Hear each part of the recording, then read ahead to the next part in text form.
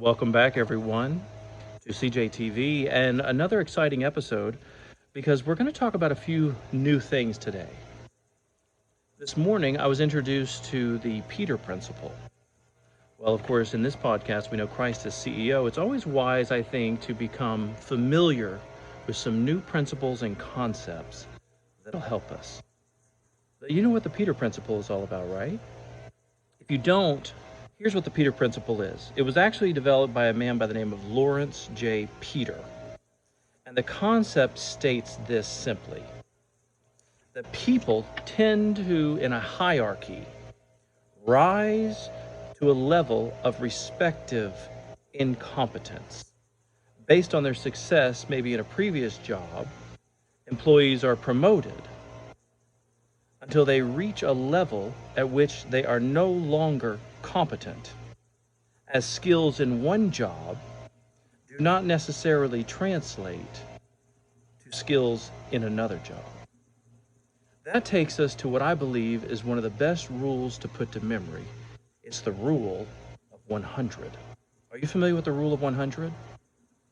Briefly, before we jump into the Feast of Tabernacles in John chapter 7, here's what the rule of 100 is.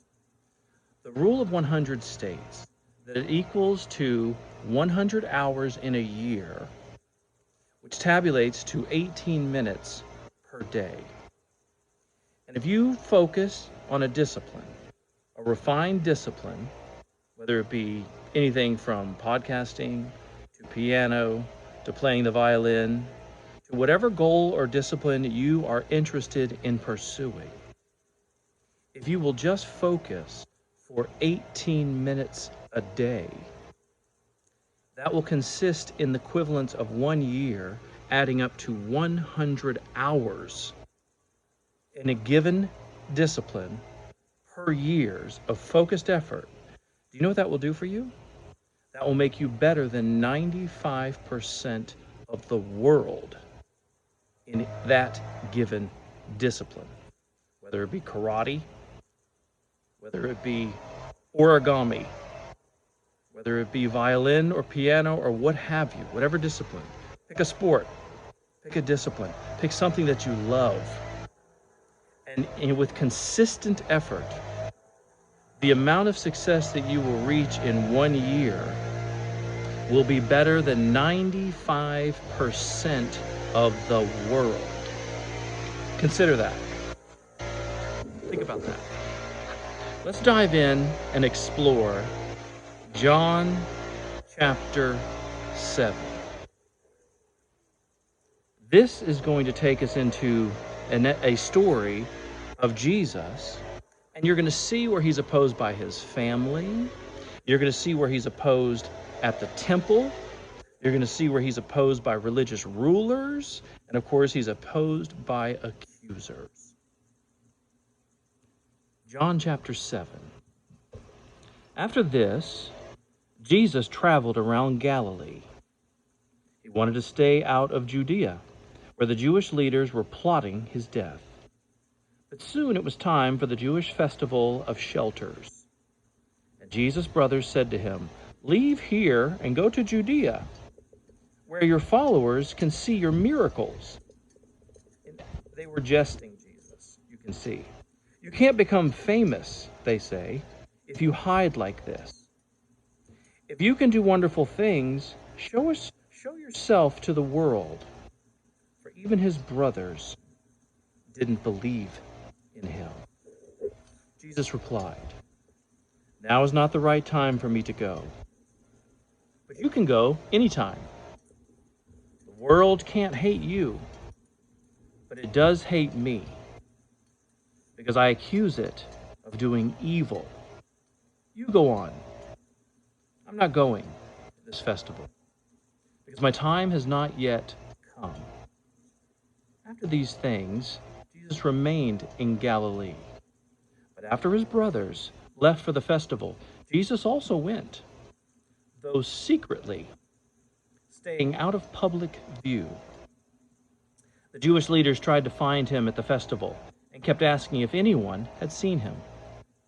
There was a lot of grumbling about him among the crowds, Some argued, "He's a good man." But others said, "He's nothing but a fraud who deceives the people."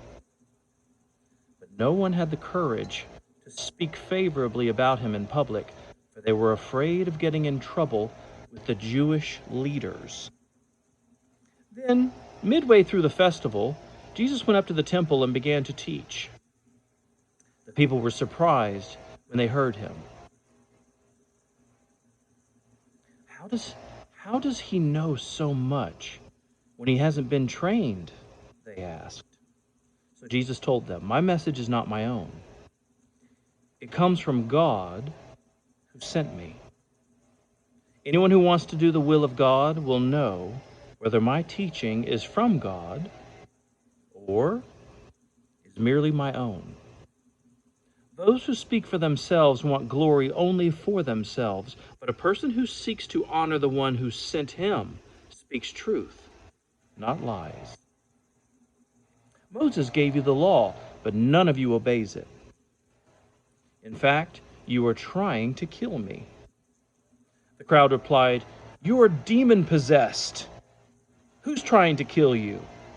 Jesus replied, "I did one miracle on the Sabbath, and you were amazed. But you work on the Sabbath too, when you obey Moses' law of circumcision."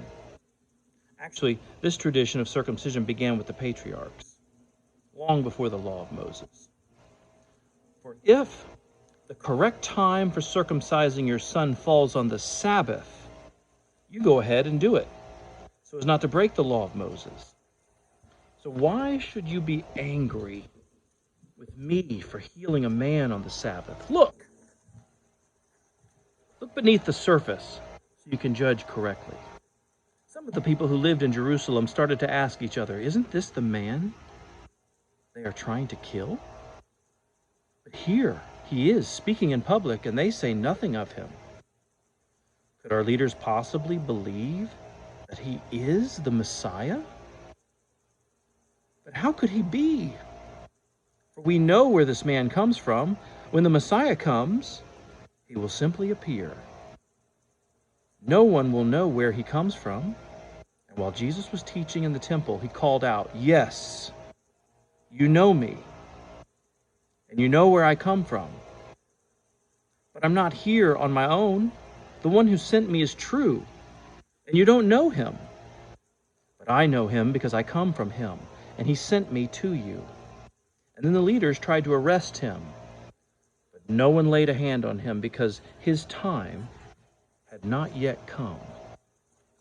Many among the crowds at the temple believed in him, Jesus. "After all," they said, "would you expect the Messiah to do miraculous signs than this man has done?" When the Pharisees heard that the crowds were whispering such things, they and the leading priests sent temple guards to arrest Jesus. But Jesus told them, "I will be with you only a little longer, and then I will return to the one who sent me. You will search for me, but not find me, and you cannot go where I am going." The Jewish leaders were puzzled by this statement. "Where is he planning to go?" they asked. "Is he thinking of leaving the country and going to the Jews in other lands? Maybe he will even seek the Greeks. What does he mean when he says, 'You will search for me, but not find me, and you cannot go where I am going'?" On the last day, the climax of the festival, Jesus stood and shouted to the crowds, "Anyone who is thirsty may come to me. Anyone who is thirsty may come to me. Anyone who believes in me may come and drink. For the scriptures declare, rivers of living water will flow from his heart." When he said this, living water, he was speaking of the Spirit, who would be given to everyone who believed in him. But the Spirit had not yet been given, because Jesus had not yet entered into his glory. When the crowds heard him say this, some of them declared, "Surely this man is the prophet we've been expecting." Others said, "He is the Messiah." Still others said, "But he can't be. Will the Messiah come from Galilee? For the scriptures clearly state that the Messiah will be born of the royal line of David in Bethlehem, the village where King David was born.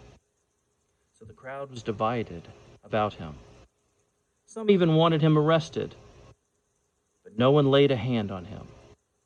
When the temple guards returned without having arrested Jesus, the leading priests and Pharisees demanded, "Why didn't you bring him in?" "We have never heard anyone speak like this," the guards responded. "Have you been led astray too?" the Pharisees mocked. "Is there a single one of us rulers or Pharisees who believes in him? This foolish crowd follows him, but they are ignorant of the law. God's curse is on them," they declared. Then Nicodemus, the leader who had met with Jesus earlier, spoke up. "Is it legal to convict a man before he is given a hearing?" he asked. They replied, "Are you from Galilee too? Search the scriptures and see for yourselves. No prophet ever comes from Galilee." No prophet ever comes from Galilee.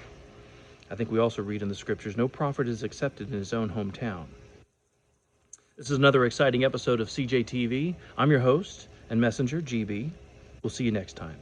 Have a blessed day.